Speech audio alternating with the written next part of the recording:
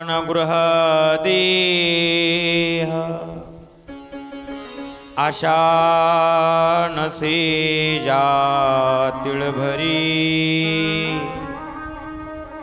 ऐसे संत नारायण बाबा त्यांसी मी नमन करी। जय जय श्री राधारमण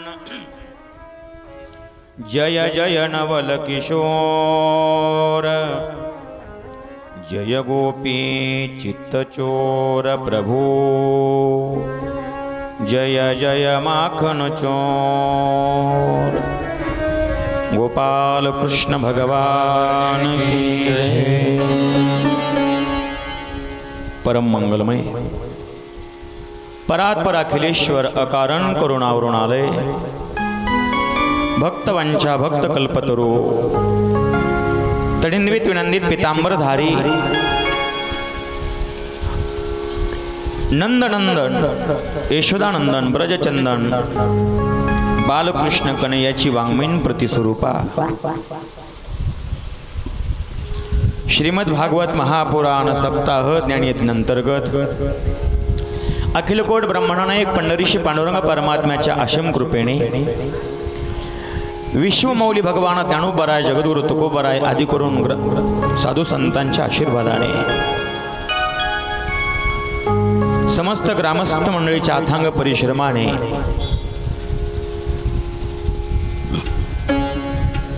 व्यास मंचावर उपस्थित असणाऱ्या गुणीजनांच्या संगतीने भक्ती स्वरूपता भक्तिमता श्रोते मंडळींच्या पवित्र कुशीमध्ये भक्तवरिष्ठ हनुमानजीच्या या मंदिर प्रांगणात आपण गेल्या 2 दिवसापासून भागवताचं चिंतन करत आहोत। काल आपण विषय पाहिला होता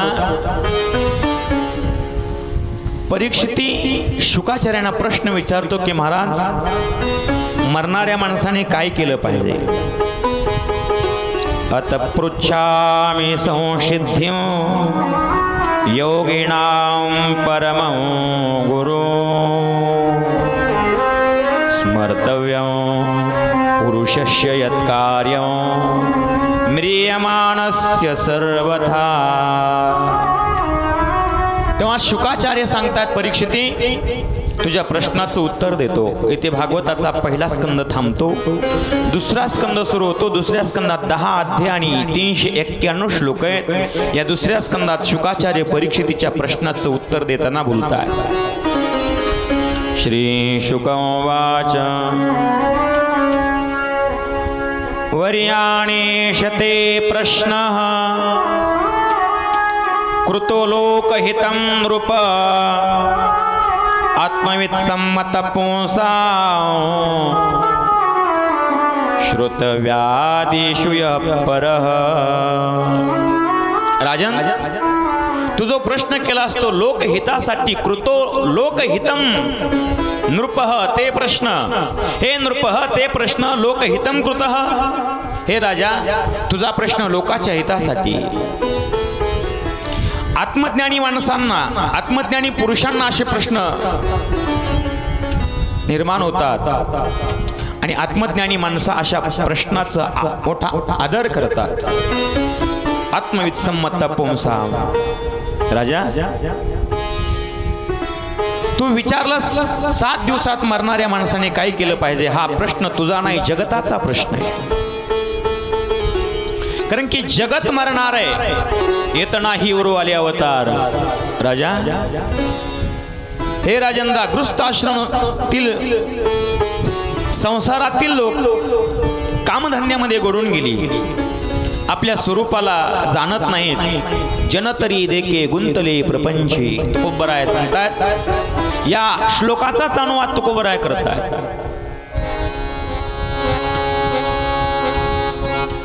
निद्रिया ह्रियते नक्तं व्यवायेन च वावयः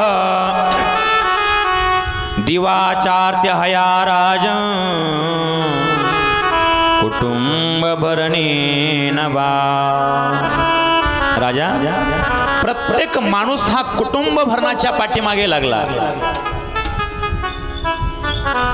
अर्धाविष्य माणसाचं झोपेत गेलं. माझ्या तुकोबरांनी या श्लोकाचा अनुवाद केला. शत गणित येते अर्धरात्र खाय, मध्ये बालत्व पीडारोग क्षय, काय भजनाशी उरले ते पाहेगा. अर्धाविष्य कुटुंबाचं भरण पोषण करण्यात गेलं, अर्धाविष्य निद्रेमध्ये गेलं. दिवा आचारते हया राजन, हे राजा मग परमार्थासाठी काय उरलं? आणि तुला जर मोक्ष मिळवायचा आहे ना, तर त्याच्यासाठी तुला अभयपद प्राप्त करून घ्यायची इच्छा आहे तुझी. अभयपद तुला प्राप्त करायचंय राजा.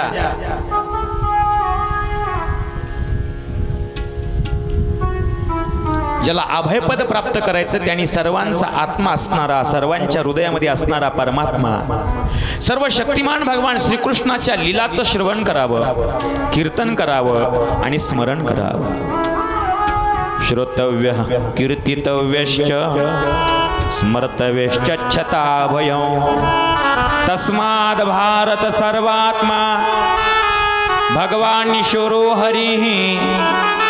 भगवान हरी ईश्वराचं श्रवण कर, त्याची कथा ऐक. मनुष्य जन्माचा हा श्रेष्ठ लाभ आहे. ज्ञानाने भक्तीने आपल्या धर्मावरील निष्ठेने कोणत्याही प्रकारे का होईना जीवन हे कल्याणमय बनवायचंय. आणि मृत्यूसमयी भगवंताचं स्मरण व्हावं. राजा निर्गुण स्वरूपात रमल्याले, विविध निषेधाच्या मर्यादा ओलांडणारे मुनी सुद्धा प्रामुख्याने भगवंताच्या गुणाचं वर्णनात रमून जातात, श्रवणात रमून जातात. राजा तुला श्रवण करावं लागेल, कारण की श्रवणाने मोक्ष मिळतो. आत्मानंदामध्ये रमल्याले सनकाधिक सुद्धा श्रवणाने पावन होतात. म्हणून महाराजांना म्हणावं लागलं, श्रवणे कीर्तने झाले ते पावन, सनकाधिक जाण परमभक्त. मोक्ष मिळवण्याचं पहिलं द्वार आहे भगवंताची कथा श्रवण करा. पण महाराज कथा श्रवण करू, त्याचं गुणगान गाऊ, त्याचं स्मरण करू, पण नेमकी त्याची कथा ऐकायची, नेमकी कोणती कथा ऐकायची, काय ऐकायचं, कोणता ग्रंथ ऐकायचा? शुकाचार्य सांगतात, तुला जर मोक्ष मिळवायचा आहे, संसार दुःखातून सुटायचंय ना, तर त्याच्यासाठी तू श्रीमद भागवताची कथा ऐक. इदं भागवतं नाम पुराणं ब्रह्म संहितं. आणि याच श्लोकाचा अनुवाद तुकोबराय करतात. तुम्हाला जर मोक्ष मिळवायचा आहे तर तुम्ही एक करा, भक्तांचं भागवत ऐका. तुम्हाला तुमचं हित करायचं असेल, सत्य हित करायचं असेल, तर तुम्ही भक्तांची कथा ऐका. अर्थात तुम्ही भक्तांचं भागवत अर्थात चरित्र ऐका, अर्थात भागवताची कथा श्रवण करा. ऐकाजी तुम्ही भक्त भागवत, ऐकाजी तुम्ही भक्त भागवत, ऐकाजी तुम्ही भक्त भागवत, ऐकाजी तुम्ही भक्त भागवत, ऐकाजी तुम्ही भक्त भागवत, ऐकाजी तुम्ही भक्त भागवत, ऐकाजी तुम्ही भक्त भागवत, ऐकाजी तुम्ही भक्त भागवत. करल ते हित सत्य करा, करल ते हित सत्य करा, ऐकाजी तुम्ही भक्त भागवत, ऐकाजी तुम्ही भक्त भागवत, ऐकाजी तुम्ही भक्त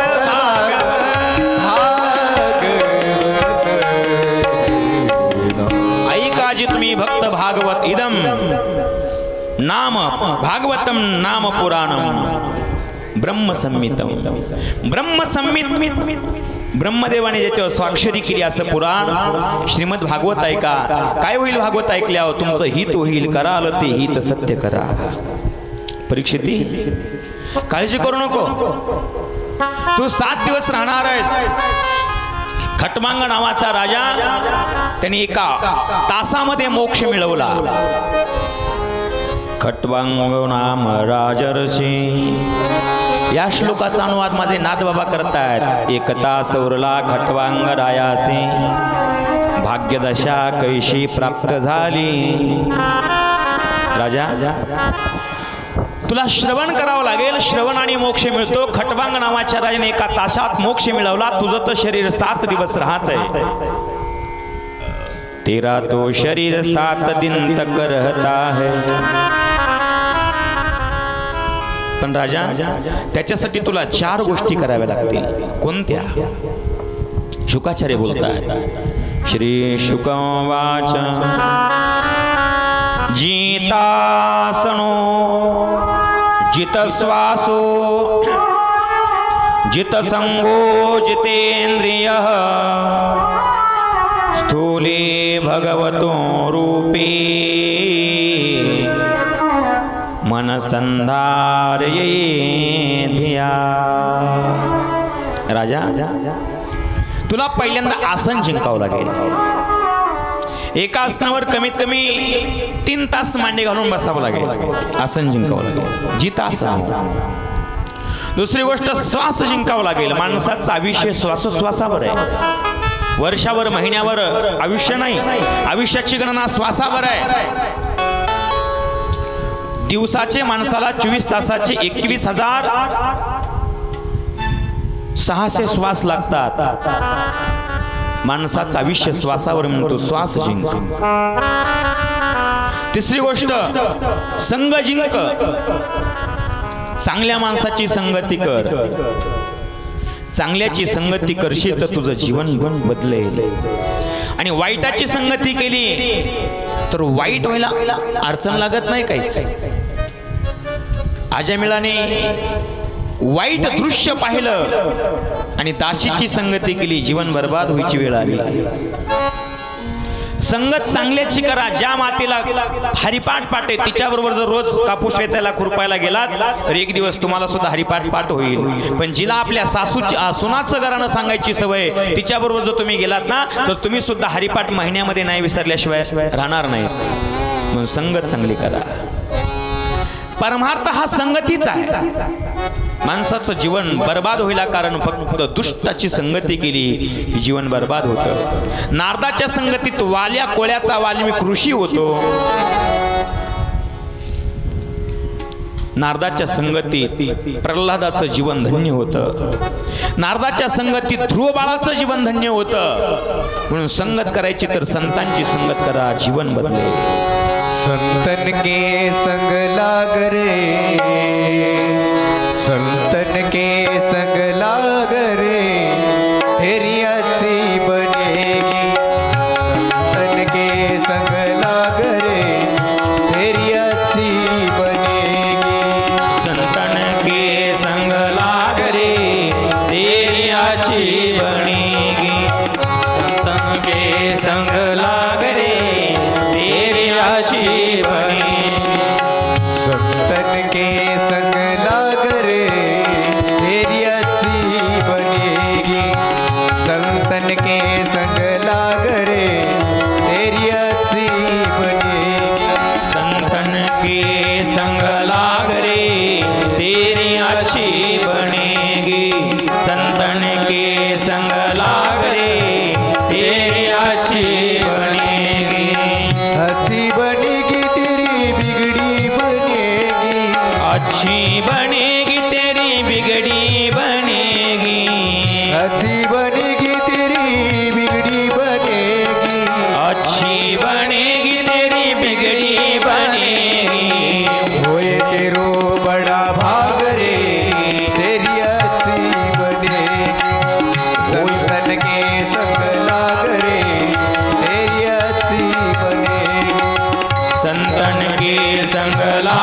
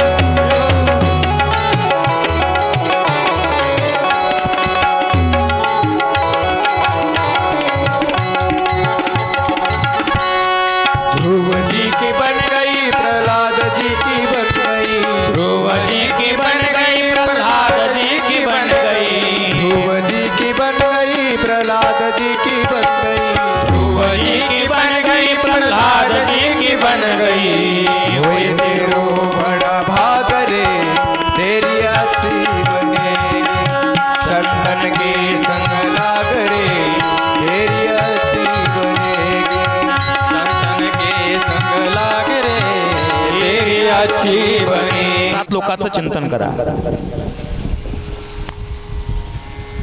द्वे जानुने सुतलं विश्वमूर्ते रुरुद्वयं वितलं चातलं च महितलं तज्जघनं महीपते. आणि कमरेपासून खाली बेंबेपासून खाली 7 लोक आहेत. याचं चिंतन करा. वर कमरेपासून खाली 7 आणि कमरेपासून वर 7 लोक आहेत भगवंताच्या. भगवंताचं नाभी सरोवर म्हणजे आकाश आहे. नभस्थलं नाभी सरो गृणंती. आदिपुरुष परमात्म्याच्या छातीला स्वर्ग म्हणतात, गळ्याला महरलोक म्हणतात, वदनाला जनोलोक म्हणतात, कपाळाला तपोलोक म्हणतात, सहस्त्र शीर्ष भगवंताच्या मस्तक समूहाला सत्यलोक म्हणतात आणि हृदयाला वैकुंठ म्हणतात.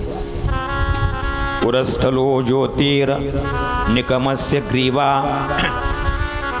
परीक्षिती, इंद्रादिदेव त्याचे हात आहेत, दिशा कान आणि शब्द श्रवणेंद्रिय आहेत, दोन्ही अश्विनी कुर्मा त्याच्या नाकाच्या 2 छिद्र आहेत, घ्राण इंद्रिय, धगधगीत अग्नी हे त्याचं मुख आहे, अंतरिक्ष भगवान विष्णूचे नेत्र आहेत, पाहण्याची शक्ती सूर्य आहे, दोन्ही पापण्या रात्र आणि दिवस आहे, भूरविलास ब्रह्मलोक आहे, ताळू पाणी आहे आणि जीभ रस आहे. वेदांना भगवंताचं ब्रह्मरंध्र म्हणतात, यमाला दाडा म्हणतात. सर्व प्रकारचं प्रेम भगवंताचे दात आहेत. जगाला मोहून टाकणारी ही माया हे त्याचं स्मित हास्य आहे. वरचा ओठ लज्जा आहे, खालचा ओठ लोभ आहे, धर्म स्तन आहे, अधर्म पाठ आहे, समुद्र पोट आहे, मोठमोठे पर्वत ही त्याचे हाड आहेत, विश्वमूर्ती भगवंताच्या नाड्या म्हणजे नद्या आहेत, वृक्ष म्हणजे रोप आहेत, रोम आहेत, अतिशय प्रभावी वायू हा त्याचा श्वास आहे आणि त्याचं चालणं हे गुणाचं चक्र हे त्याचं कर्म आहे. भगवंताच्या स्थूल आणि सूक्ष्म रूपाची धारणा करून कर्ममुक्ती आणि सद्यमुक्तीचा विचार मांडतात. राजा, माणसाला जर जमिनीवर झोपता येत असेल, जमिनीवर झोपलं तरी झोप लागत असेल, तर मग पलंगावरच आणि गादीवरच झोपायची काय गरज आहे? काय आवश्यकता गादीची? परमार्थात गरज असावी, इच्छा नसावी. झोपण्यासाठी गादीची गरज आहे का गादी झोपण्याची इच्छा आहे? इच्छा आहे. इच्छा ही घातक आहे. झोप जमिनीवरही लागते. उदाहरणार्थ जुन्या काळात लोक म्हणीमध्ये म्हणायचे, झोपेला धोंडा आणि भुकेला कोंडा. झोप लागली की माणूस धोंडा सुद्धा, दगड सुद्धा उशाला घेऊन झोपू शकतो आणि भूक लागल्यावर काही खाऊ शकतो. राजा, आपोआप जे मिळतंय, अरे झोप लागल्यावर हाताचा तकव्या सुद्धा करता येतो, तकव्याची काय आवश्यकता आहे? अरे पाणी पिण्यासाठी ओंजळीने काम भागतं. आमच्या वृंदावनामध्ये एक महान संत होऊन गेले, त्यांना आयुष्यभर ओंजळीवर काम भागवलं. त्यांना करपात्री महाराज म्हणत होते. हातकरच यांचं पात्र आहे, करपात्री महाराज. माझ्या गुरुजींना त्यांचं खूप सानिध्य लाभलं. ओंजळीने काम भागतं तर मग भांड्याची काय गरज आहे? पुष्कळ भांड्याची. वलकल धारण करून जर जीवन जगता येतं तर मग वस्त्राची काय गरज आहे? अंग झाकण्यासाठी रस्त्यामध्ये चिरगुट आहेत, चिंध्या गुंडाळा.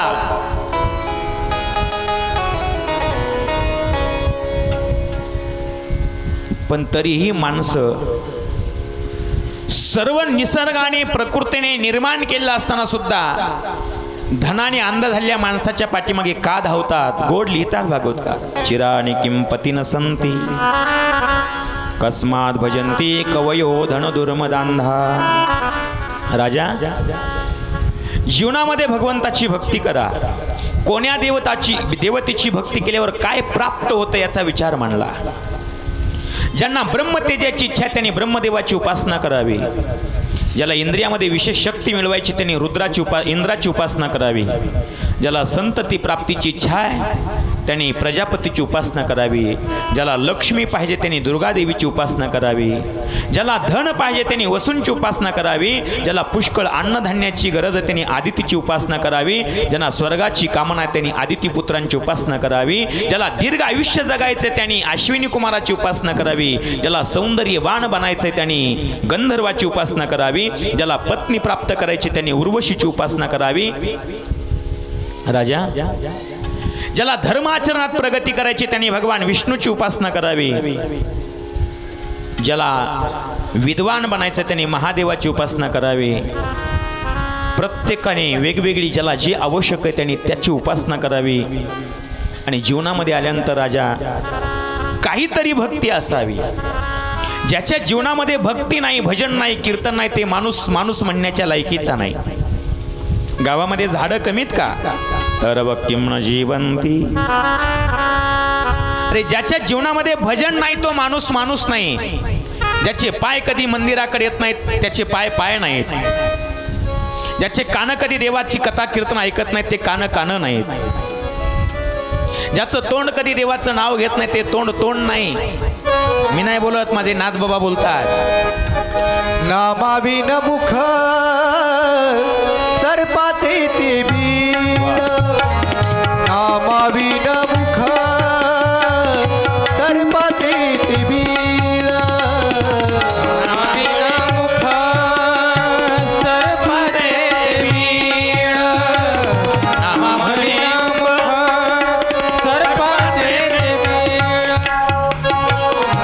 नामाविन मुख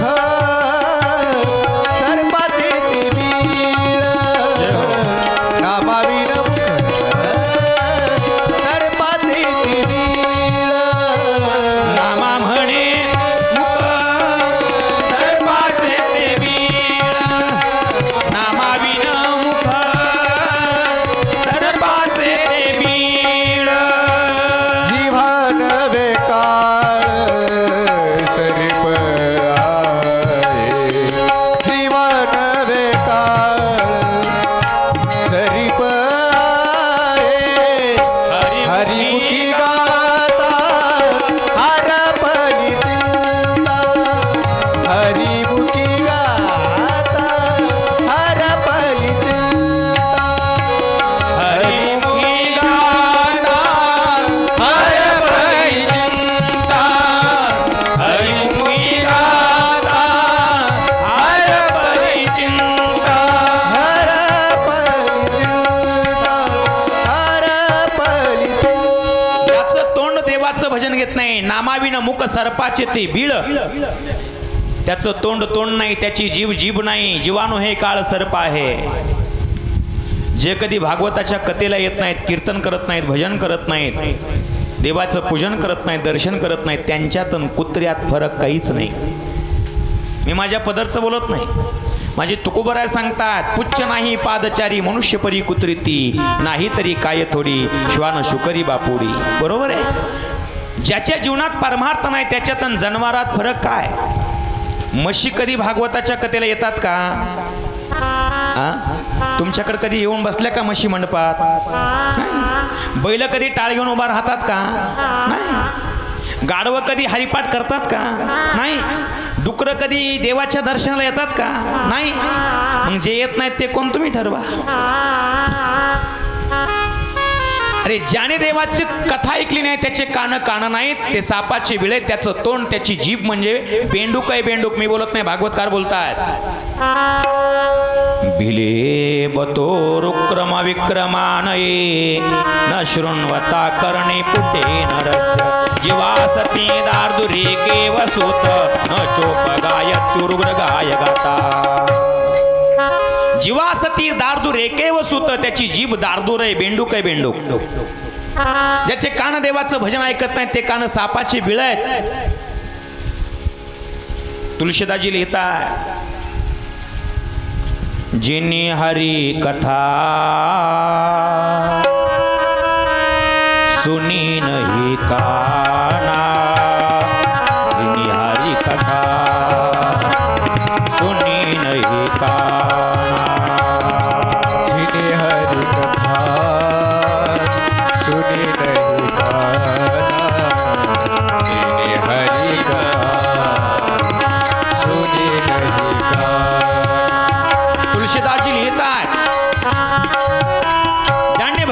देवाची कथा कानाने ऐकली नाही, त्याचे कान नाहीत, सापाचे बिळ आहेत, त्याचे पाय कधी परमार्थाकडे, देवाकडे, मंदिराकडे, भजनाकडे आले नाहीत, त्याचे पाय नाहीत, त्याने कथा आणि कीर्तनात बसून कधी टाळी वाजवली नाही, त्याचे हात नाही, ते सापाचे बिळ आहेत. कान म्हणजे त्याचं मुख म्हणजे चर्मकाचं कुंड आहे, चांबाराच्या घरचं कुंड आहे. हे चांबार बुट बनवताना त्या कुंडामध्ये जी बुट जोडे बुडवतो, हे तोंड आपलं चांबाराचं कुंड असेल. आपण जर भजन नाही केलं तर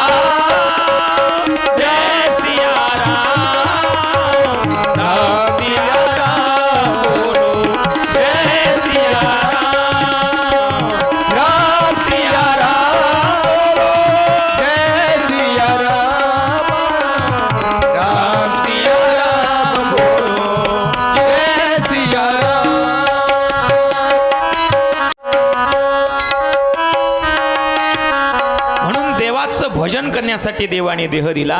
परीक्षिती, कोण्या का प्रकाराने देवाचं भजन करा, सृष्टीविषयी वर्णन केलं, विराट पुरुषाच्या विभूतीचं वर्णन केलं आणि विराट पुरुषाच्या विभूतीचं वर्णन करून भगवंताच्या लीला कथाचं वर्णन करून भागवताचे दशलक्षण सांगितले. श्री शुकं वाच अत्र सर्गो विसर्गश्च स्थानं पोषणोतयः मनवंतरेशानुकथा निरोधो मुक्तिराश्रयः. भागवताचे दशलक्षण सर्ग, विसर्ग, स्थान, पोषण, ऊती, मनवंतर, निरोध, मुक्ती आणि आश्रय ही दशलक्षण भागवताची सांगितली. ईश्वराच्या संकल्पनाने सत्व रजतम गुणामध्ये विषमता निर्माण होऊन रूपांतर झाल्यानंतर जी आकाशादी पंचमहाभूत, शब्दादी तन मात्रा, इंद्रिय, अहंकार आणि महत्तत्व स्वरूप विराट पुरुषाची जी उत्पत्ती होते त्याला सर्ग म्हणतात. विसर्ग कशाला म्हणतात? ब्रह्मदेवाकडून जी चराचर सृष्टी निर्माण केल्या जाते त्या सृष्टीला विसर्ग असं म्हणतात. प्रत्येक क्षणाला नाशाकडे जाणाऱ्या सृष्टीला एक मर्यादित कालापर्यंत स्थिर राखण्यासाठी भगवान विष्णूची जी श्रेष्ठता सिद्ध होते तिचं नाव आहे स्थान. भगवंताची भक्तावर जी कृपा होते त्या कृपेचं नाव आहे पोषण. मनवंतराचे अधिपती जी भगवत भक्ती करतात आणि प्रजापालन रूप शुद्ध धर्माचं अनुष्ठान करतात त्याचं नाव आहे मनवंतर. जीवाच्या कर्माद्वारे बंधनात टाकणाऱ्या वासना तिला ऊती म्हणतात. ऊती म्हणजे वासना.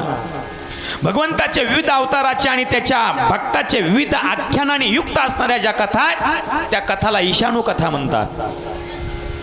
योगनिद्रेचा स्वीकार करून भगवंत शयन करतात तेव्हा जीवाचे आपल्या उपाधी स्वरूप भगवंतात मध्ये लीन होणं त्यालाच निरोध म्हणतात. अज्ञानाने कल्पना केल्यानंतर कर्तृत्व, भोक्तृत्व इत्यादी अज्ञानाचा अभावचा त्याग करून आपल्या परमात्म स्वरूपाचं वास्तविक स्वरूपात स्थिर होणं त्याला म्हणतात मुक्ती. परीक्षिती, या चराचर जगाची उत्पत्ती आणि प्रलय ज्या तत्वाने प्रकाशित होतो ते परब्रह्मच, त्या परब्रह्मालाच आश्रय म्हणतात. वास्तविक स्वरूपता हे दशलक्षण सांगून भागवताचा दुसरा स्कंद थांबवतायत आणि तिसऱ्या स्कंदाला प्रारंभ करतायत. तिसऱ्या स्कंदामध्ये 33 अध्याय 1411 श्लोक आहेत. या तिसऱ्या स्कंदाला सर्ग म्हणतात. पहिले 2 स्कंद प्रस्तावनेचे आहेत आणि दुसरे 10 स्कंद हे दशलक्षणाचे आहेत. पुराण लक्षणाच्या दृष्टीने याला सर्ग म्हणतात. या तिसऱ्या स्कंदामध्ये विदुर काकाने उद्धवाची भेट होते. श्री शुक उवाच यदा तो राजान स्वसुतान साधून पुष्णन्न धर्मेण विनष्ट दृष्टी धातुर्विशिष्टस्य सुतान विबंधून प्रवेश्य लक्षा भुवने ददाह. कौरवाने दुर्योधनाने पांडवांना लक्षागृहामध्ये जाळलं आणि लक्षागृहामध्ये जाळल्यानंतर पांडव सुखरूप विदुराच्या माध्यमातून लक्षागृहातून भुयरातून बाहेर निघाले. पण इकडं विदुर काकाला ही गोष्ट माहिती होती. कौरवाने पांडव मेलेत म्हणून पांडवांची शेवटची क्रिया करायचा कार्यक्रम ठरवला, आटपूनही टाकला. पण ही गोष्ट विदुर काकाला माहिती होती पांडव जिवंत आहेत म्हणून विदुर काका धृतराष्ट्राकडे जातात आणि धृतराष्ट्राला सांगतात, धृतराष्ट्रा, तुला जर वाटत असेल तुझे 99 मुलं जिवंत राहावे तर तुला एका मुलाचा त्याग करावा लागेल.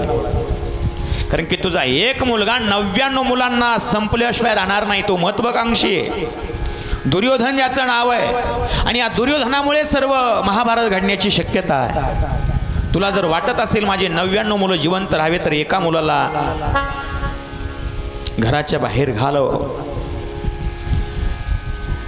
शेतकऱ्यांकडे कापसावर एक रोग येतो बघा, पिट्या ढेकून म्हणून. असे पांढरे पांढरे किडे कापसाला असे चिटकून बसतात आणि त्याला पर्याय नाही. ते किती फवारलं तरी जात नाहीत.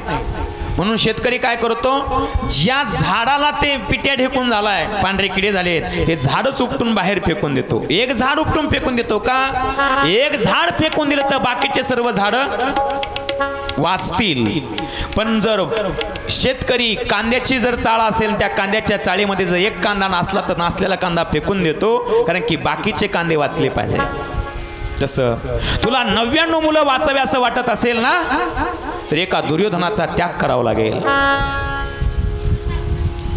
हे सांगत असताना दुर्योधनाने ऐकलं आणि दुर्योधन तेवढ्यामध्ये येतो विदुर काकाला बोलतो, ए विदुरा, दाशीपुत्र आहेस तू, माझ्या कृपेने हस्तिनापुरात राहतोस तो आणि माझ्या विरोधात माझ्या बापाला भडकावतो का? अरे तू मला काय काढतो? चल चालता हो, तुलाच मी राजमहालाच्या बाहेर काढतो.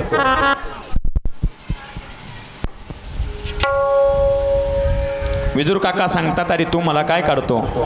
हा घे तुझा धनुष्य, हा घे तुझा बाण आणि चाललो मी. विदुर काका धनुष्य बाण विदुराच्या जवळ दुर्योधनाच्या जवळ देत आहेत आणि विदुर काका निघून जात आहेत. शुकाचार्य लिहित आहे, परीक्षिती, विदुर काकाच्या माध्यमातून कौरवांचं पुण्य चाललंय. विदुर काका धर्माचे अवतार आहेत. स्वयं धनुर्धारी निधाय मायां गतं व्यतो या दुर्मानयान सनिर्गतः कौरव पुण्य लब्धो गजावया तीर्थपद पदानि गजावया तीर्थपद पदानि गजावया तीर्थपद पदानि स निर्गतः कौरव पुण्य लब्धो. कौरवांचं पुण्य विदुर काकाच्या माध्यमातून चाललंय. विदुर काका म्हणजे धर्मराजाचे अवतार आहेत, यमधर्माचे अवतार आहेत. आणि पांडवांच्या पक्षामध्ये धर्मराज युधिष्ठिर यमधर्माचे अवतार आहेत. विदुर काका निघून जात आहेत आणि प्रभास क्षेत्राच्या जवळ जात आहेत. यमुनीच्या काठाला सुंदर असणारी एक झोपडी बांधतायत. 10 बाय 10च्या झोपडीमध्ये विदुर काका राहू लागलेत आणि 10 बाय 10च्या झोपडीमध्ये राहत असताना इकडे महाभारताचं युद्ध ठरल्या जातं आणि महाभारताचं युद्ध पांडवांचा 12 वर्षाचा वनवास संपतो, 1 वर्षाचा अज्ञातवास संपतो. शांत बसा. 1 वर्षाचा अज्ञातवास संपतो, 12 वर्षाचा वनवास संपतो आणि पांडव जेव्हा हस्तिनापुराला याचा विचार करतात तेव्हा पांडव आपल्या सासऱ्याच्या घरी द्रुपद राजाच्या नगरीमध्ये राहतात, पंचाल देशामध्ये राहतात. आणि तिथून सांगतात की पांडवांनी जर आम्हाला 5 गावं दिले आम्ही युद्ध करणार नाहीत.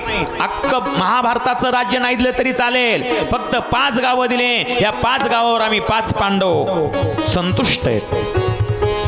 कोण जाणार शिष्टाई करण्यासाठी? युद्ध नकोय आम्हाला. सांगितलं शिष्टाई करण्यासाठी जाणारा एकच आहे, भगवान श्रीकृष्ण. आणि भगवान कृष्ण परमात्म्याला शिष्टाईसाठी पाठवल्या जातं. भगवान द्वारकेवरून हस्तिनापूरला येतात. हस्तिनापूरला येतात तेव्हा दुर्योधन भगवंताचं स्वागत करतो. जागोजागी मंडप लावलेले आहेत, जागोजागी फुलांच्या पायघड्या अंतरलेल्या आहेत, जागोजागी भगवंताचं स्वागत केलेलं आहे. आणि भगवान येतात, भगवंताबरोबर उद्धव आहेत, रथ आणलेला, रथामध्ये दारुक नावाचा सारथी आहे. आणि आल्यानंतर भगवंताचं स्वागत होतं. पांडवांच्या सभेमध्ये, कौरवांच्या सभेमध्ये भगवान आले आहेत आणि भगवान पांडवांचा प्रस्ताव मांडताय. कौरवांनो, पांडवांना राज्य नकोय. नियम असा होता की पांडवांनी 12 वर्ष जर वनवास भोगला आणि 1 वर्ष लपून राहिले आणि 13 वर्ष पूर्ण झाले निर्विघ्नपणे, तर त्यांना अर्ध राज्य दिल्या जाईल असा नियम केला होता. पण पांडवांनी 12 वर्ष वनवास केला, 1 वर्ष अज्ञातवासात सुद्धा पूर्ण काढलं आणि नेमाने कौरवांनी पांडवांना अर्ध राज्य द्यायला पाहिजे होतं. पण पांडवांनी खूप दिलदार आहेत, पांडव मोठ्या मनाचे आहेत. त्यांनी सांगितलं अरे आम्हाला अर्ध राज्य नको, 5च गावं द्या, पण आम्हाला युद्ध नको. म्हणून 5 गावं द्यायची आहेत. लक्षपूर्वक ऐका, ही गावं कधी तुम्ही ऐकली नसतील. कौरव पांडवांना 5 गावं द्यायला तयार झाले. हा कधी महाभारत वाचा. देतो, दिले 5 गावं. पण कन्हैयाच्या लक्षात आलं 5 गावं पांडव देतील कोण्या तरी कोपऱ्यात, बरडावर, डोंगराच्या कडेला पिकत नाही, पाणी नाही असे देतील. पण भगवंतांनी सांगितलं मग असे जर गावं दिले तर मला अधर्माचा नाश करता येणार नाही, धर्माची स्थापना करता येणार नाही. म्हणून भगवंतांनी सांगितलं, द्रौपदीने सांगितलं होतं येताना, कन्हैया चालला जा, पण माझ्या मोकळ्या केसाचा विचार करून जा. द्रौपदीची प्रतिज्ञा होती, जोपर्यंत दुःशासनाच्या छातीचं रक्त माझ्या केसाला लावणार नाही तोपर्यंत मी वेणी घालणार नाही. भगवंतांनी सांगितलं 5 गावं. दुर्योधनाने सांगितलं हो, देऊन टाकली. भगवान म्हणतात, दुर्योधना 5 गावं तुझ्या मनावर नाही, मग मी मागेल ते. कोणती 5 गावं ऐका. जयंत, उरकस्थळ, वारणावत, इंद्रप्रस्थ आणि हस्तिनापूर हे 5 गावं भगवंतांनी मागितले. त्या काळात अख्ख्या भारतामध्ये हे 5 गावं महत्वाची होती. महाभारताचा सर्व कारभार तिथे चालत होता.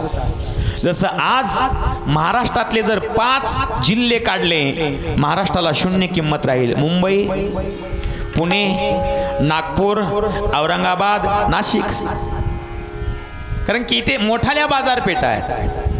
दुर्योधनाने सांगितलं अरे कृष्णा 5 गावं काय मागतो? अरे पांडवांना 5 गावं तर काय, पण सुईच्या अग्रभागावर बसणे एवढी जमीन सुद्धा मिळणार नाही बिना युद्धाची. युद्ध करावं लागेल, सुईच्या टोकावर बसणे एवढी जमीन मिळणार नाही, युद्ध करावं लागेल. धरा रे त्या कृष्णाला.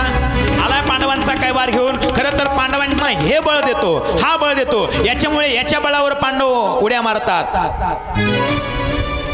याला टाका कारागृहात.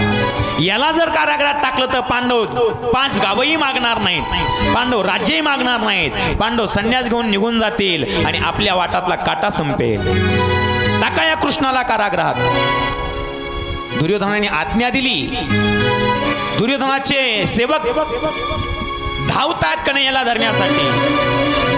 पण भगवान परमात्मा दिव्य रूप धारण करतात आणि दिव्य रूप धारण करून सर्वांचे डोळे दिपल्या जातात. ठराविक माणसाला दर्शन होतं. पितामह भीष्माचार्य, द्रोणाचार्य, कृपाचार्यांना दर्शन होतं. पण तेवढ्यामध्ये दुर्योधनाचा हितचिंतक असणारा शकुनी मामा, त्या शकुनी मामाने दुर्योधनाला कोपरखिळी मारली. दुर्योधना काय करतो तू? अरे त्याला धरा म्हणून सांगतो, कारागृहात टाका म्हणून सांगतो. अरे एखाद्या वेळेला युद्धामध्ये आपण जिंकू किंवा मरू, जिंकण्याची शक्यता युद्धामध्ये, पण त्याच्या जर मनात आलं तर तो आत्ताच भस्म करून टाकेल सर्व कौरवांना. अरे तो जगाचा मालक आहे, जा हात जोड, त्याची क्षमा माग. आणि माणूस किती रागवला तरी त्याला जेवायला घातल्यावर तो थोडा शांत होत असतो. आणि भुकेलेला माणूस रागवत असतो, हे लक्षात ठेवा. भुकेलेला माणूस रागवत असतो.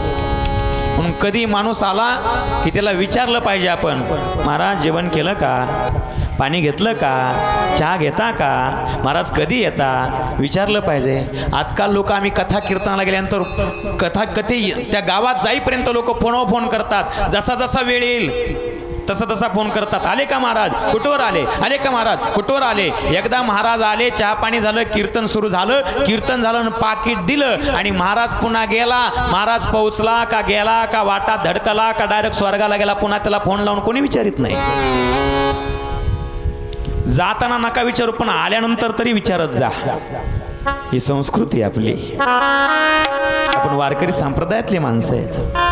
विचारलं पाहिजे, चौकशी केली पाहिजे, चहा पाणी केलं पाहिजे. अरे जा, कन्हैयाला रागवलाय ना, त्याला विचारतो, जा. दुर्योधन जातो आणि भगवंतापुढे हात जोडतो, बोलतो, कन्हैया चुकलं माझं. अरे माझं मन तसं खूप मोकळं आहे, पण स्वभाव थोडासा रागीट आहे रे. चुकलं माझं, लवकर राग येतो, क्षमा कर. चल, माझ्या आईने तुमच्यासाठी जेवण्यासाठी 56 पदार्थ बनवलेत. कोण बोलतोय? दुर्योधन. 56 पदार्थ बनवले, तुला आवडतात ना 56 भोग?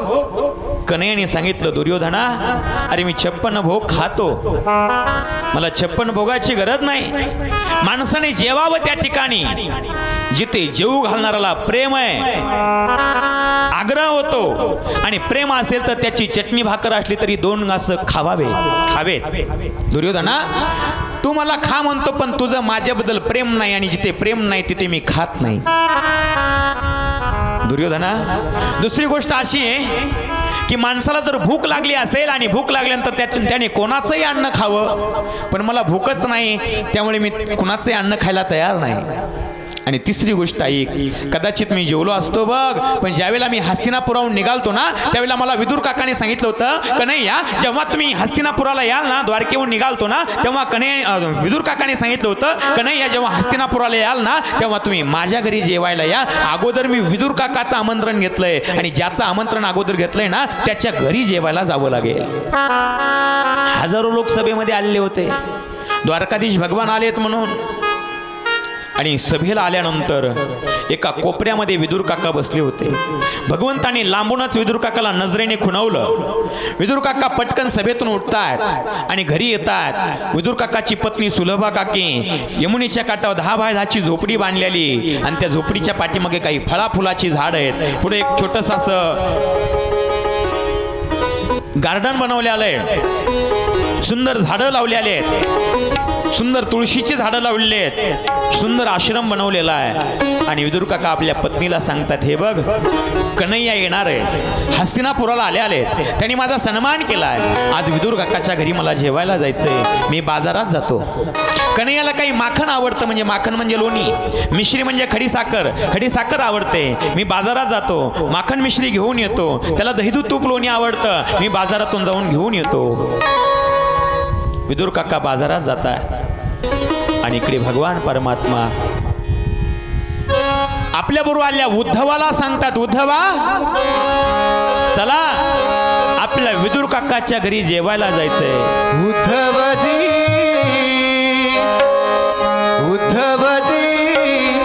चल विदुरा घरी जावे. उद्धवजी चल विदुरा घरी जावे. उद्धवजी चलो विदुरा घर जावे.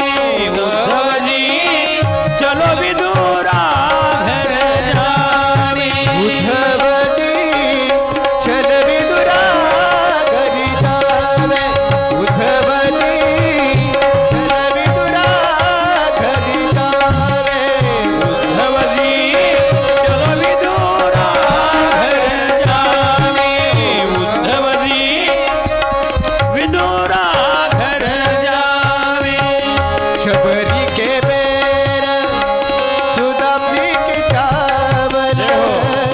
शबरी के बेर सुदाम जी की चावल.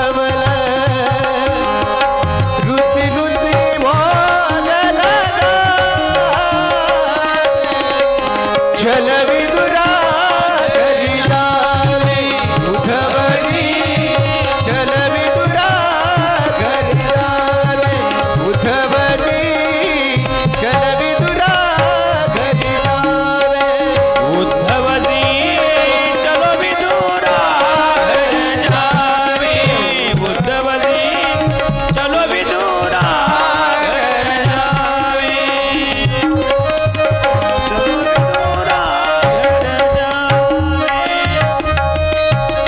उद्धवा चला विदुराच्या घरी जायचंय. दारुक नावाचा रथी रथ काढतो, सारथी रथ काढतो. भगवान रथामध्ये बसतात, उद्धव बसतात आणि भगवान आणि उद्धव विदुर काकाच्या घरी झोपडीत येतात. रथ दारात येऊन थांबतो. विदुर काकाची पत्नी कन्हैया घरी येणार आहे. सकाळची वेळ आहे. विदुर काका बाजारात गेलेत. भगवान येणार आहेत म्हणून आपण शुचिरभूत झालं पाहिजे, स्नान केलं पाहिजे, अंघोळ केली पाहिजे. म्हणून विदुर काकाची पत्नी घरामध्ये 10 बाय 10च्या झोपडीमध्ये एक 2.5 बाय 2.5चं बाथरूम बांधलं. रे बाथरूम कसलं, कुडाची न्हाणी बांधली, न्हाणी. आणि त्या न्हाणीमध्ये विदुर काकाची पत्नी कन्हैया येणार आहे म्हणून शुचिरभूत होण्यासाठी, स्नान करण्यासाठी, आंघोळीसाठी बसली. विदुर काका बाजारात आहे. लक्ष द्या. भगवान दारात येऊन उभे राहतात. विदुर काकाच्या पत्नीच्या दाराच अशी ताटी लावली, झोपाला लावल्या झोपडीचा. सारथी दारुक नावाचा सारथी रथ सोडतोय. उद्धव उभे आहेत. भगवान पुढे येत आहेत आणि त्या दाराला असं हात लावून हाक मारतात. काकी, ओ काकी, मैं भगवान द्वारकाधीश हूँ, द्वारका से आया हूँ ना, बहुत जोर से भूख लगी है, कुछ पाने के लिए है तो दे दो ना काकी जी. काकी, मी भगवान कृष्ण आलो बघा, द्वारकेहून आलो बघा, खूप भूक लागली आहे, काहीतरी खायला असेल तर द्या ना. कन्हैयाचा अतिशय मधुर, अतिशय गोड आवाज विदुर काकाच्या पत्नीचा सुलभा काकीच्या कानात घुसतो आणि कन्हैयाच्या दर्शनासाठी भावविभोर झाली माझी मा सुलभा आंघोळीला बसलेली. कन्हैयाचा आवाज येतो आणि कन्हैयाचा आवाज आल्यामुळे आंघोळ करता करता तशीच बाहेर येते. कन्हैयाच्या दर्शनासाठी वेडी झाली. भगवंताच्या भक्तीसाठी, भगवंताच्या दर्शनासाठी अतिशय आतुर झालेली मा सुलभा काकी बाहेर येते. अंगावर वस्त्र नाही, आंघोळ करायला बसल्यामुळे अंगावरचे कपडे काढलेले विवस्त्रांग बाहेर येते. कन्हैयाच्या दर्शनाची अंतकरणात लालसा आहे, तळमळ आहे, जिज्ञासा आहे. भगवंताने पाहिलं माझी मा मला दर्शन देण्यासाठी आली आहे. त्याच्या अंगावर व्यवस्थित वस्त्र नाहीत. कन्हैयाने आपला पितांबर काढला आणि तो पितांबर मा सुलभा काकीच्या अंगावर टाकला.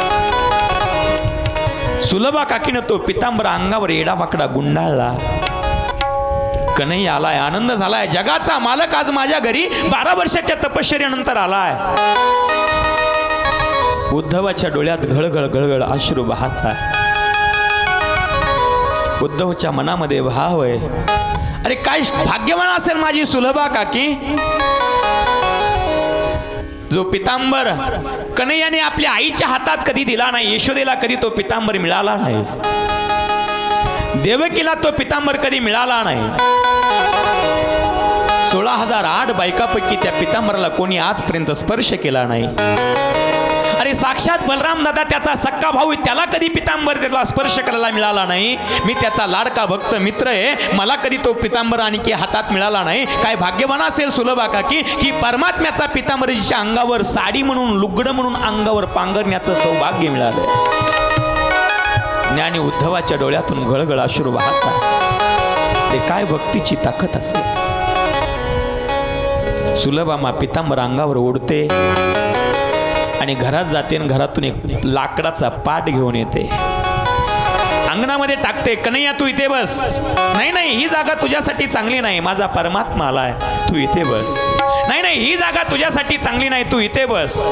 अख्ख्या अंगणामध्ये तो पाट फिरवते आणि शेवटी उलटा पाट टाकते. अरे एखादा आवडीचा पाहुणा आपल्या घरी आला, आपल्यावर अतिशय प्रेम करणारा पाहुणा आला, एखाद्या सासूबाईचा लांबलचा जावाई जर घरी आला, जवळच्या जावायला किंमत नसते, पण लांबलचा जावाई जर घरी आला तर सासूबाईचे हाल बघा, नाकाचा मोती ठेवी ती घाण, वाढवी जावयाचा मान, इतकी पळती जगाचा मालक आलाय, काय काय उपचार करू, काय काय खायला करू, काय देऊ त्याला. आज माझ्या घरी पाहुणे ऋषिकेश आले, जगद्गुरु तुकोबराय सुद्धा बोलतात, आज माझ्या घरी पाहुणे ऋषिकेश आलेत, भगवान परमात्मा पाहुणा म्हणून आलाय आणि त्यांच्यासाठी मी काय काय उपचार करू. माझी कोप तर मोडकी आहे, माझ्या घरी तर वाकळाच्या बाजा, मोडलेल्या बाजा, त्याच्यावर वाकळाच्या शेजात, मला जर माझ्या घरी तर मुखशुद्धीसाठी पानही नाही, तुळशीचं दळे, माझ्या घरी आज परमात्मा जगदीश ऋषिकेश पाहुणा आलाय, म्हणून मी काय काय उपचार करू. जगद्गुरु तुकोबराय पाहुणे घरासी, पाहुणे घरासी, पाहुणे घरासी, पाहुणे घरासी, पाहुणे घरासी, पाहुणे घरासी, पाहुणे घरासी, पाहुणे घरासी,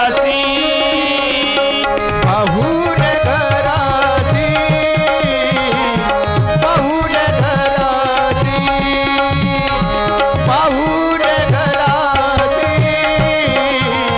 पाहुणे घरासी, पाहुणे घरासी,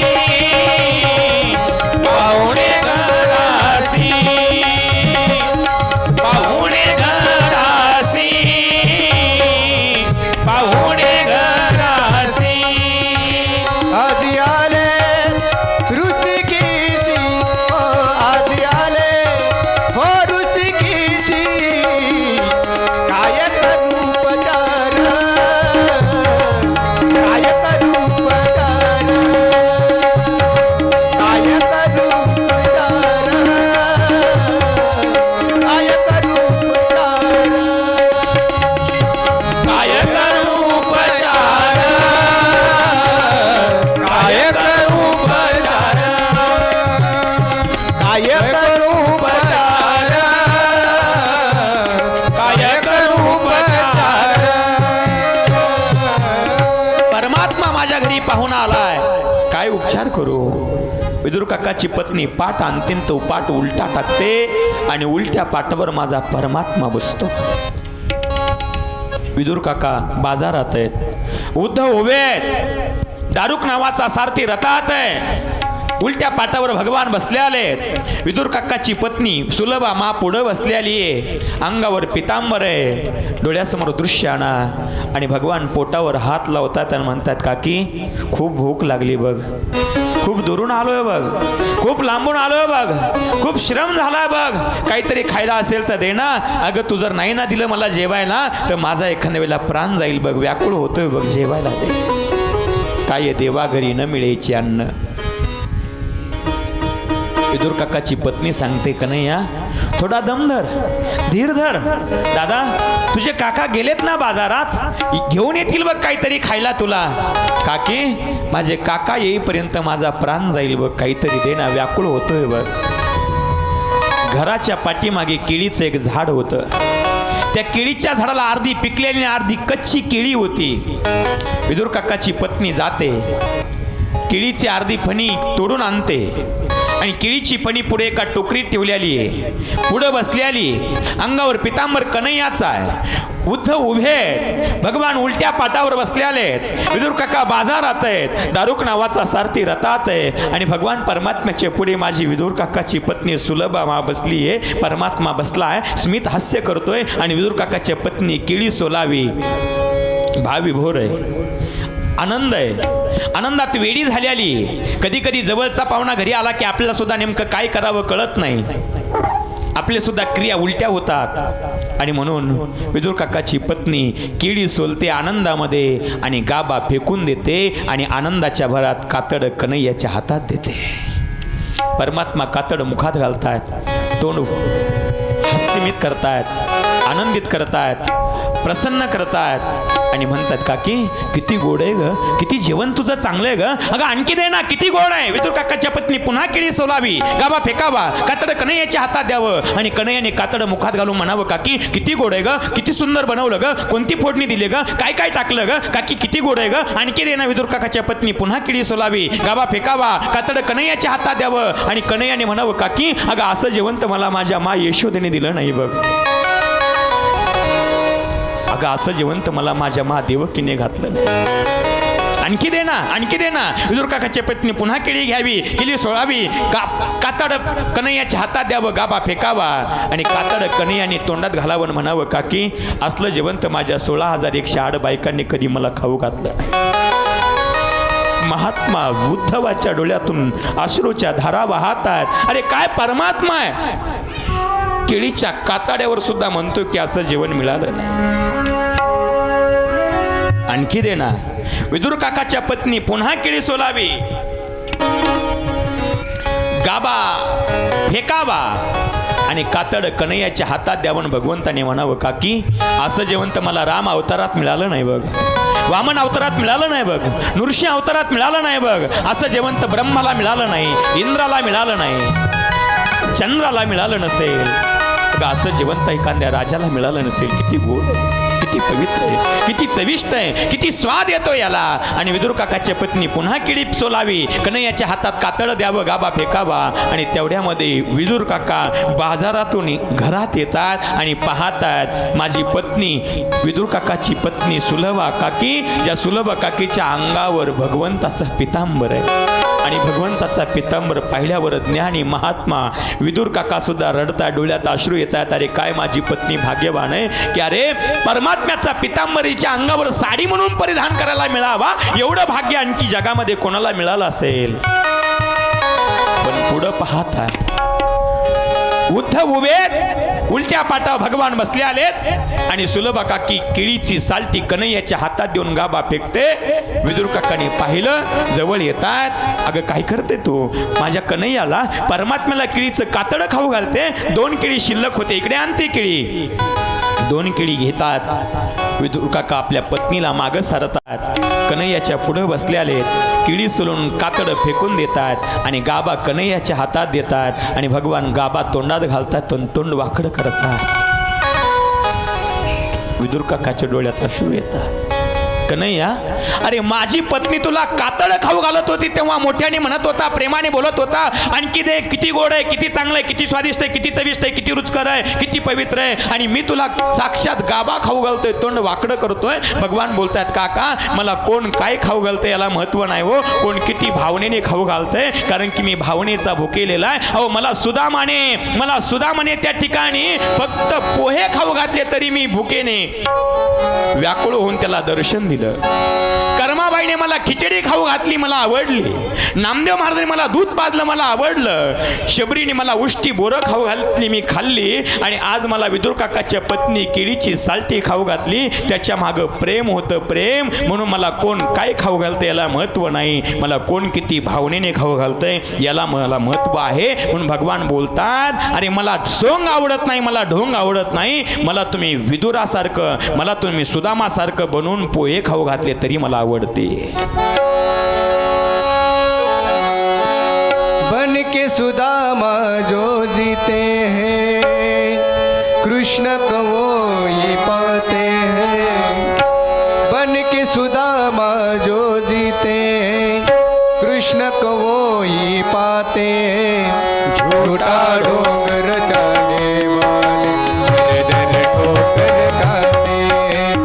झूठा डोंगर जाने वाले दर ठोकर खाते हैं. बन के सुदामा जो जीते हैं कृष्ण को ओही पाते. बन के सुदामा जो जीते हैं कृष्ण को ओही पाते. झूठा डोंगर जाने वाले दर ठोकर खाते. झूठा डोंगर जाने वाले दर ठोकर खाते हैं. खाते हैं भगवान की चढ़ा करवा जैसी पुकार करो.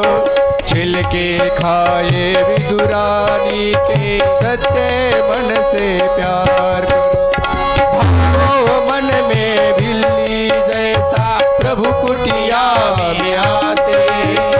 भाव मन में बिल्ली जैसा प्रभु कुटिया में आते हैं। झूठा डोंगर जाने वाले दर दर ठोकर खाते हैं।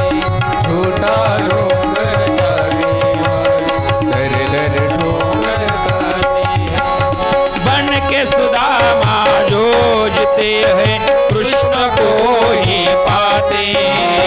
बन के सुदामा जोजते हैं कृष्ण को ही पाते। झूठा डोंगर जाने वाले ठोकर खाते हैं। झूठा डोंगर जाने वाले दर दर ठोकर खाते हैं। बन के सुदामा जोजते हैं कृष्ण को ही पाते हैं। झूठा ढोंगर चाने वाले दर दर ठोकर खाते हैं। खाते हैं भगवान की चढ़ा कर्मा जैसी पुकार करो। छिलके खाए विदुरानी के सच्चे मन से प्यार करो। छिलके म्हणजे केळीची सालं. केळीची सालं विदुरा घरची खाल्लेत. काही काही ठिकाणी कन्या असा सुद्धा उच्चार आहे. विदुरा घरच्या भक्षुणी कन्या परमानंदी झाला आणि भगवान परमात्मा केळीची सालं खाऊन निघून जातात. आणि निघून गेल्यावर महाभारताचं युद्ध होतं. पांडव विजय होतात. पांडव विजय होऊन हस्तिनापुराचे राजा बनतात. आणि पांडव राजा बनल्यानंतर भगवान परमात्मा निजधामाला जातात. आणि भगवान निजधामाला जात असताना एका व्याधाने भगवंताच्या पायाला बाण मारलेला आहे. प्रभास क्षेत्रावर भगवान आहेत. सर्व कौरव यादव त्या ठिकाणी मरून पडलेले आहेत. आणि भगवान परमात्म्याला बाण लागल्यावर भगवान रडतात.